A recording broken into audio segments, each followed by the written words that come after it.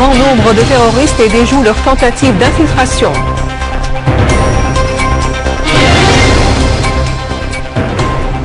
Les forces irakiennes prennent le contrôle de différentes régions à Ninive et à Al-Anbar, éliminant nombre de terroristes.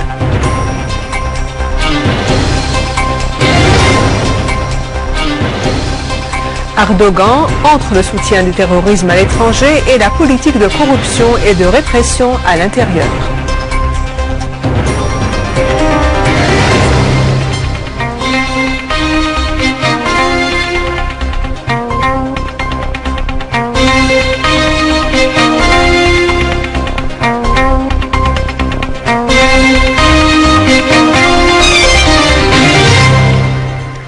Mesdames et messieurs, bonsoir et bienvenue à ce journal. Dans la banlieue de Deir ez-Zor, des unités de l'armée et des forces armées ont rétabli la sécurité et la stabilité dans le village de Brahiliya après avoir éliminé des terroristes qui étaient entrés et détruit leurs armes et munitions.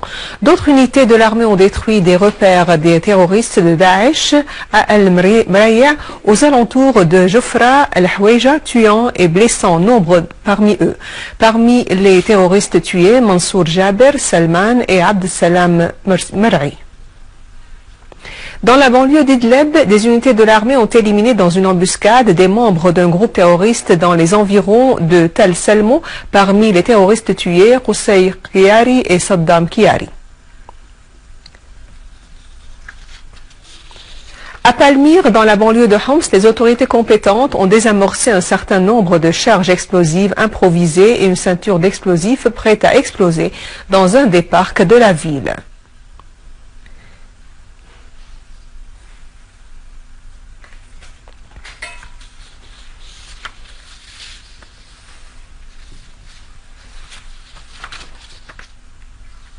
Les forces irakiennes ont poursuivi leurs opérations militaires et pris le contrôle de différentes régions à Ninive et à Al-Anbar, infligeant aux terroristes de Daesh de lourdes pertes. À Diyala, une source de sécurité a souligné qu'un avion irakien a bombardé un véhicule à proximité des villages d'Al-Zour au nord d'Al-Muqdadiya, tuant le mufti de l'organisation terroriste de Daesh, le terroriste Abu Abdallah, son fils, son frère et un de ses compagnons. À Kirkouk, l'organisation terroriste de Daesh a enlevé 170 personnes du tribu Al-Jabbour qui ont brûlé le drapeau de l'organisation terroriste et exécuté 42 personnes à Mossoul, arrêtées il y a quelques mois. Des sources de sécurité irakiennes ont souligné qu'un avion non identifié a jeté des armes aux terroristes de Daesh au sud-est de Tikrit.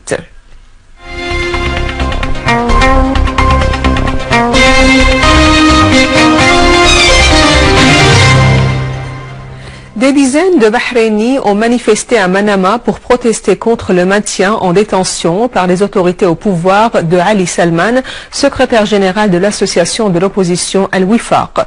Les forces d'Al-Khalifa ont réprimé la manifestation utilisant le gaz lacrymogène et arrêtant un certain nombre de manifestants. Les manifestants ont exigé la libération de Salman, affirmant que cette arrestation rend plus dangereuse la situation politique et menace la stabilité sociale. Pour sa part, Al-Wifaq a affirmé que cette détention consacre le régime autoritaire et ferme toutes les portes devant une solution politique dans le pays. Le ministre des Affaires étrangères des Pays-Bas a fustigé la dernière campagne d'arrestation menée par le régime d'Erdogan contre les moyens d'information, exprimant ses préoccupations suite à l'arrestation d'un journaliste en Turquie. Devant le Parlement hollandais, le ministre des Affaires étrangères, Part Kwandis, a indiqué que les opérations d'arrestation menées à l'encontre des journalistes se contredisent d'une façon flagrante avec les critères et les valeurs de l'Union européenne et la liberté de la presse. D'autre part, deux députés hollandais, Peter Omtzigt et Mark Vareningen, a appelé à arrêter le soutien financier apporté par l'Union européenne à la Turquie à cause de cette dernière campagne visant la liberté de la presse et de l'information.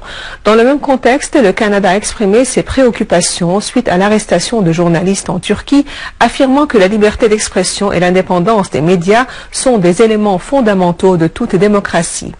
Le Canada est préoccupé par les opérations menées récemment contre des médias en Turquie et au cours desquelles des journalistes et d'autres représentants des médias ont été arrêtés, a déclaré le ministre canadien des Affaires étrangères John Baird.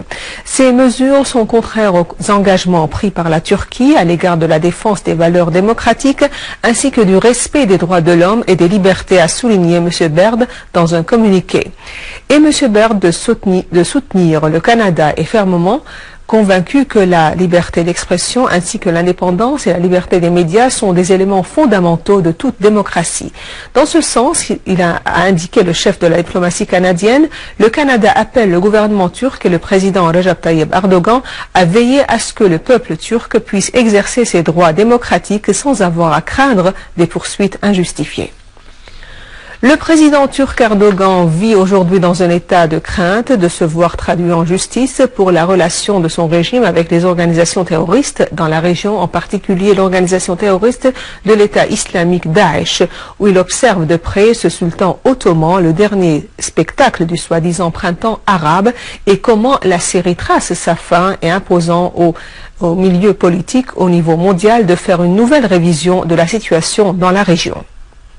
Le journal turc Aydın Link a dévoilé aujourd'hui qu'Erdogan a donné des instructions pour ses services de renseignement de cacher tous les documents qui prouvent l'implication de son gouvernement dans son soutien à l'organisation terroriste de Daesh en Syrie, de peur d'être accusé et traduit devant la Cour internationale.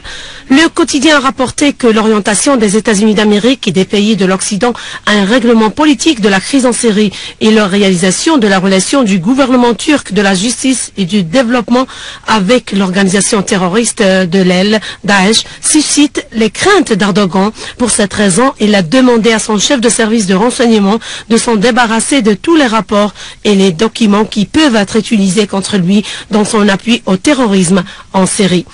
La mobilisation d'Erdogan intervient à l'issue des rapports internationaux successifs publiés et l'évaluation des observateurs indépendants sur le soutien présenté par le gouvernement de la justice et du développement à l'organisation terroriste de l'État islamique Daesh. Le journal a évoqué que des informations indiquent qu'Erdogan a interdit toutes les initiatives visant à l'accuser en tant que criminel de guerre pour avoir soutenu le terrorisme et avoir commis des crimes contre l'humanité.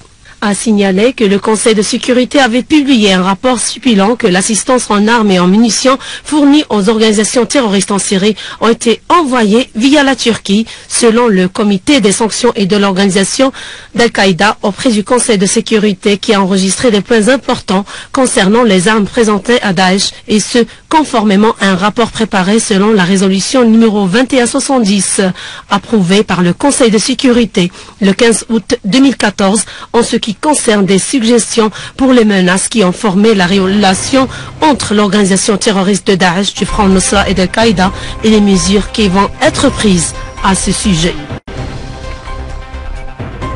Et à la fin de ce journal, voici un rappel des principaux titres. L'armée arabe syrienne élimine grand nombre de terroristes et déjoue leurs tentatives d'infiltration.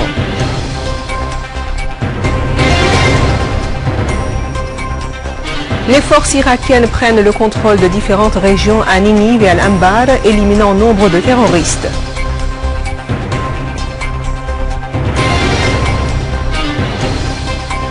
Erdogan entre le soutien du terrorisme à l'étranger et la politique de corruption et de répression à l'intérieur. Et je vous rappelle que vous pouvez consulter notre site internet syriaonline.sy pour revoir ce journal et davantage d'informations. Merci de votre attention, passez une excellente journée sur notre chaîne. Au revoir.